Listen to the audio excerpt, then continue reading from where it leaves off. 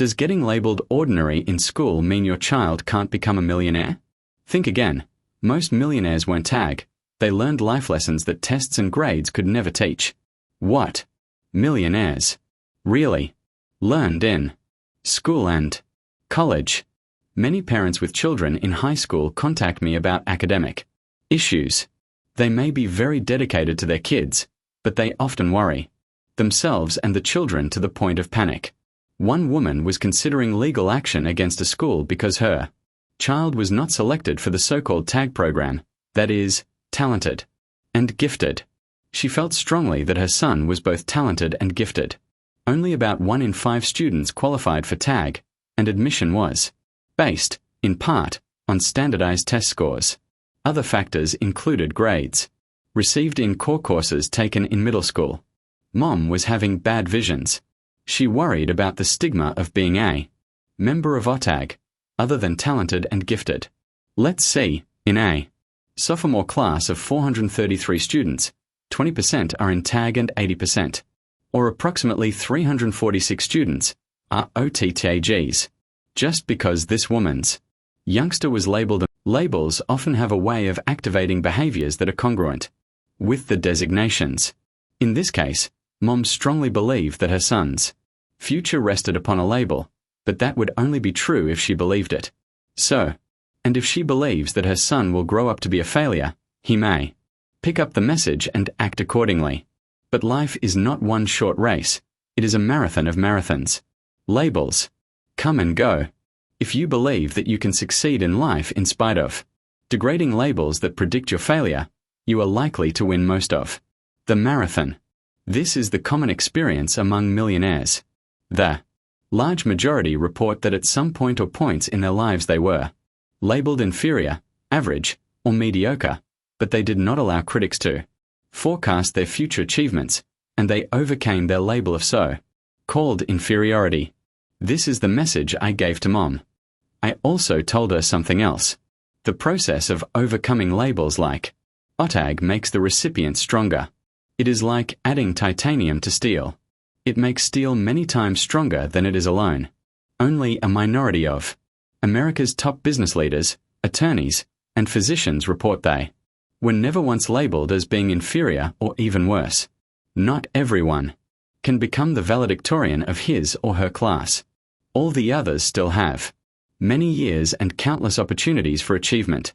Mothers and fathers who consistently tell their children they can succeed are likely to produce offspring who are productive adults.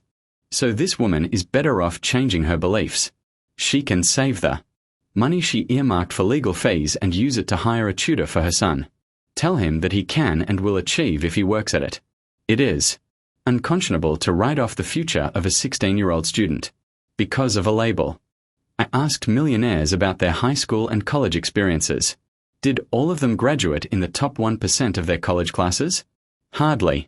About 2% of the millionaires surveyed indicated being in the top 1%. It isn't usually the very top graduates who become economically successful, but it isn't those who graduate at ground zero either. Millionaires also report that they were not a student in college. In fact, only about 3 in 10 reported receiving a greater percentage of as than either BS, CS, DS, or FS. About 90% graduated from college. Overall, their GPA was 2.9, good but not outstanding. Almost all of the millionaires stated that their school and college experiences somehow influenced them in becoming productive adults in later life, see Table 3:1. But some experiences were more important than others, much more important than grades and labels. For the large majority, developing a strong work ethic was an influence.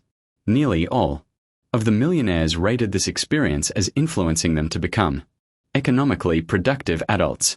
When millionaires evaluated the work ethic issue, they were not just referring to studying and attending classes. Many had part-time jobs while attending school, and many also spent considerable time learning how to make accurate judgments about people. This learning process was enhanced through the many social interactions and activities they participated in on and off campus. Some might consider such socializing to be unproductive in an academic setting, but it seems to be a key factor that separates those who become skilled at judging other people and those who cannot. There is a rather clear negative correlation between high grades earned in college and the millionaire's self-reported high ability to make accurate judgments about people. So it may be true that all work makes John a dull boy, and it also has something to do with John's inability to read other people accurately. Table 3-1. Enhancing self-discipline and discernment, school and college experiences that influence millionaires in becoming economically productive adults. Result of school or college. Experience. Percent millionaires influenced 1, not. By experience, N equals 733. Self-discipline. Developing a strong work ethic. 94. 2. Learning how to properly allocate time. 91. 1. Working at part-time jobs while in school. 55. 21. Receiving an academic scholarship to college. 20. 60. Discernment. Learning how to make accurate judgments about people. 88. 3. Developing an appreciation for your interests or abilities. 86. 3. Learning to think differently from the crowd. 76. 6. 1 influenced means that respondent indicated that experience had either a high or moderate degree of influence. Excluded were those responses in the low degree of influence category. The most economically successful people discussed in this book do many things well. Others may be analytical geniuses, but they come up short on people skills, or vice versa. If you aim to achieve wealth, it's best to learn multiple skills and qualities. Work hard, socialize, enjoy people. Consider the school and college experiences listed in Table 3-1 that many millionaires believe were important foundation stones of their successes. It is more than studying a specific course in school or college, or high grades, rank, and SATs. The really big influences have generic labels such as strong work ethic, effective time or resource allocation, judgment, tenacity, and empathy, surmounting obstacles and forging armor.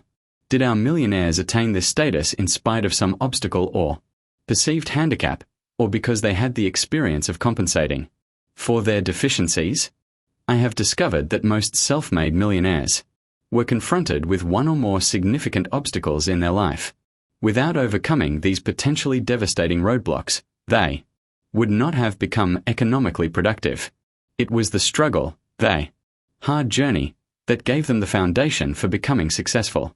It's unfortunate that most non-millionaires accept the negative evaluations given them by authority figures. Most people who bomb the third-grade IQ test, the SAT, and other measurements accept their fate. They capitulate even before they reach voting age. To them, inferior grades and other low scores automatically translate into a lifetime of low economic productivity. Our self-made millionaires choose another path. They discredit the authority figures who attempt to degrade them, often repeatedly during their lifetime. They had the insight, courage, and audacity to challenge the assessments made by teachers, professors, amateur critics, and the educational testing service. Self-made millionaires seem to have an interesting immune system. I'm not talking about their ability to fight off infectious diseases. I'm referring to their mental strength. They have an acquired ability to deflect even the harshest evaluations by some of the nastiest critics. This mental armor plate was initially forged during their salad days. Over time, their inoculation system grows in strength. Why? Because even in their later years, these millionaires constantly counter negative evaluations by various critics and authority figures. Even steel cannot be hardened unless it's hammered, and it's no different with people. Self-made millionaires report that degrading evaluations and comments by certain authority figures played a role in their ultimate success in life. Hammering built the antibodies they needed to deflect criticisms and temper their resolve. Forging resolve. How did people who are successful today acquire their armor plate? During their formative years? Preliminary evidence suggests that one's ability to overcome downgrading comes from several sources. Most first. Generation millionaires are the products of loving, caring, and well-adjusted parents who were rarely in divorce court. Most marriages lasted the full term. Contrary to what the popular press believes, most self-made millionaires did not grow up in a pressure cooker home environment. Thus, the children who became economically successful adults were never told by their parents, "With these grades, in high school, you will never amount to anything. If you don't get high grades in school, you will turn out to be a loser." With SAT scores like these, your only shot is to go to a community junior college. Parents of economically successful people are much more positive. The parents' support and constructive suggestions provided a foundation for their children's armor plate, and these parents never built psychological barriers to future success in their children's minds. Their fathers did not abuse them, and their parents did not constantly pressure them to excel through negative cues. When today's self-made millionaire brought home a bad report card many years ago, their parents typically said, "You can do better. Figure out a plan to get you back on track. I'll work some problems with you. I know of a great tutor who will help you master these topics. I always had problems with this topic, but you just have to work through it." It took a mathematical genius a lifetime to invent calculus. So, don't be discouraged if you are not on top of it overnight. And then the long lecture. So what if your classmate Brian has all A's and will be the valedictorian? He studies day and night. He has 0 friends and no extracurricular activities. I'll hire you, Todd, not Brian. You're a good student, president of your class, and a varsity athlete. You're well-rounded. That's why you will succeed. I'll bet Brian will be working for someone like you one day. Don't let your class rank dictate what you can do with the next 50 years of your life. If your teachers and guidance counselors were that great at predicting the future, they would all be millionaire stock pickers on Wall Street or top-ranked bookmakers in Las Vegas. What did Todd gain from this message from an authority figure? Armor plate. Todd has learned how to deflect and protect himself from those who will attempt to degrade his future level of productivity. Who is more likely to become an economic success in the future? Is your guess Brian, the straight-A student who was voted the most intellectually gifted? Not according to my studies of self-made millionaires. Brian has never developed the armor plate needed to succeed in the world of commerce. In the commercial world, one can work day and night for years and still go bankrupt the next year.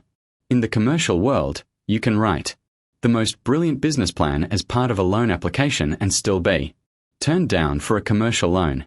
Yes, turned down by a dozen bank officers at a dozen banks.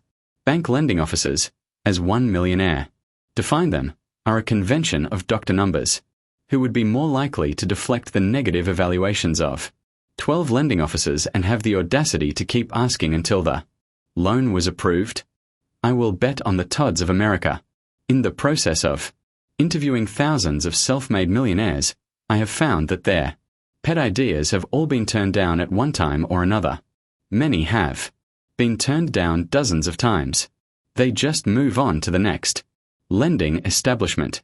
They have been conditioned from childhood to discount the critics who say that their plan for the future won't work.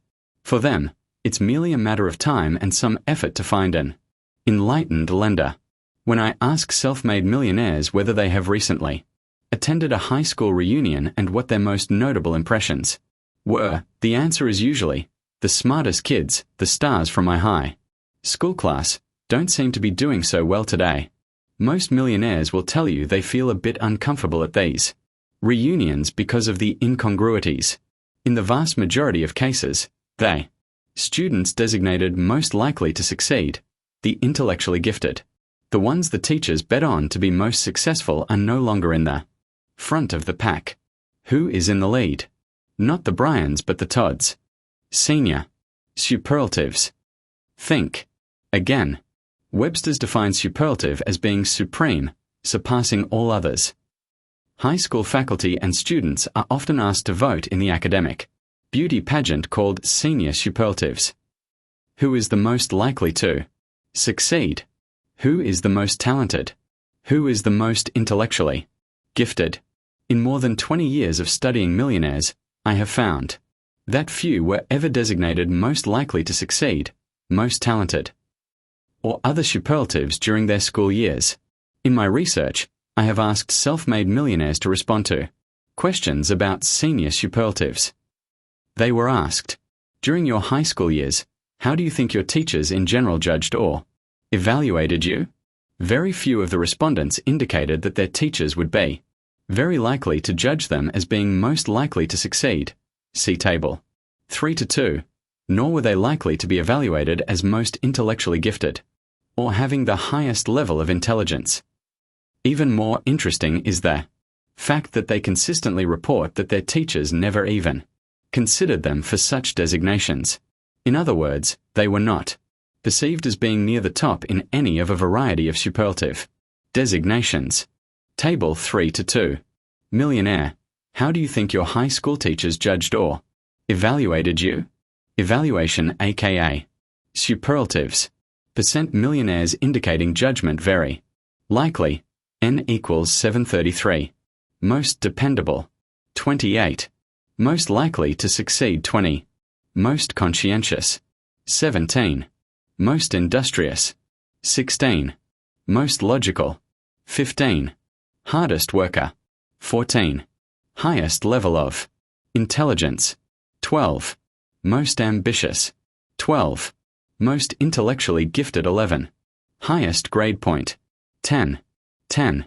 Highest grade point average. Most popular 9. It seems that school-related evaluations are poor predictors of future economic success. Could it be possible that lack of early recognition motivates some to excel economically? Is it in spite of, or because of, receiving no senior superlative awards that some students achieve economic success? How is it possible that they outperform their classmates designated as most likely to succeed? According to my respondents, there are two problems associated with using senior superlatives as predictors of future productivity. First, teachers are not very good at making predictions of future economic productivity because they are not economically productive themselves. Thus, these wealthy respondents discounted the evaluations they received from teachers. Second, teachers often use the wrong criteria to make these predictions. Students who excel scholastically and are given related awards receive no guarantees that they will excel later in life. Interestingly, 3 school and college-related experiences often motivated the millionaires to succeed financially. These factors come under the general heading of tenacity. See table 3-3. Most importantly, millionaires developed a clear understanding about productivity. While they were still in their formative years, they discovered that table 3-3. Forging tenacity, school and college experiences that influenced millionaires in becoming economically productive adults. Result of school and college experience. Tenacity. Percent millionaires. Influenced 1, not by experience. N equals 733. Determining that hard work was more important than genetic high intellect in achieving. 76. 8. Achieving. Never allowing poor grades to destroy your goals to achieve. Learning to fight for your goals because someone labeled you as having average or less ability. 52. 23. 45. 29. 1 influenced means respondent indicated that experience had either a high or moderate degree of influence. Excluded were those responses in the low degree of influence category. Hard work is more important than genetic high intellect in achieving success. Compare the percentage of millionaires who reported that school experience influenced them in this regard versus those who reported not influenced. Most millionaires believe that economic success comes from hard work and not from having genetic high intellect. They also feel they can win the economic race even against people who are smarter. Most millionaires never allowed poor grades to destroy their goal to succeed. Even millionaires who graduated high in their high school and college classes received poor grades from time to time. But as people who are determined to succeed, they viewed all reversals as temporary. Tenacity is part of the millionaire's character. Most learn early to fight and compete for important goals. Many millionaires, even honor students, have often been labeled by some authority figure or some standardized test result as being average or inferior. But as the results of this research point out, such evaluations make some people all the more tenacious. Some millionaires thrive upon such judgments, as they have made very clear to me. Where did they get their resolve? It was a direct result of their earlier experiences in deflecting negative judgments. Why do so many undistinguished students become business owners? And why do many become millionaires? The answers relate to how they respond to being designated as not intellectually gifted, not receiving senior superlatives, not being accepted to law school, and not being courted by an army of corporate recruiters. There is a segment of the millionaire population that was judged as not being college material, and some of this group never attended college. Others flunked out. These intellectually undistinguished disproved their graders by becoming part of the next generation of millionaires more often than not by owning and operating a successful business. Thus, they were not trying to directly compete with the super seniors and those who were accepted to medical school and law school. Ownership of a business is the base upon which most people become independently wealthy. The alternative theory holds that some self-made millionaires did believe what their teachers told them. If you are not intellectually gifted, or your academic record is mediocre, you can survive in a competitive world by working very hard for yourself and building wealth. Wealth can offset your so-called inferior intellect and provide protection from a hostile environment. While it is often difficult for millionaires to state, I am inferior, they report such feelings in other ways, by constantly referring to their poor grades in college or to the fact that they are not worthy of being interviewed for this or other books.